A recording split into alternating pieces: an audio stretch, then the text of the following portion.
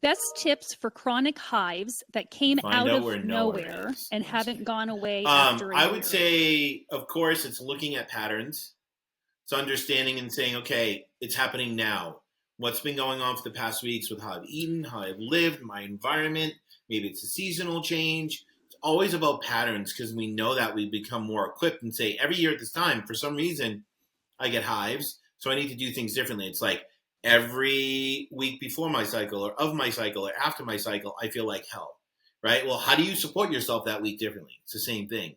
The second thing is it's a mast cell response and a histamine response. So there has to be some trigger, right? So that's the most important thing. The second thing is, yes, you can bring in more mineral-rich foods during this time, especially copper-rich foods, because copper activates the DO enzyme to help you clear histamine.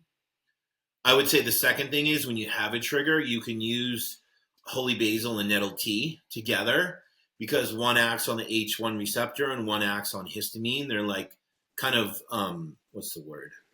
Is prophylactic the right word? Needed tea to support you when you're in that flare. And I would say the last would be during that time, you could, last but not least, if you wanted to, you can either eat thymus or take the supplement thymus because, again, as well, it works on cells.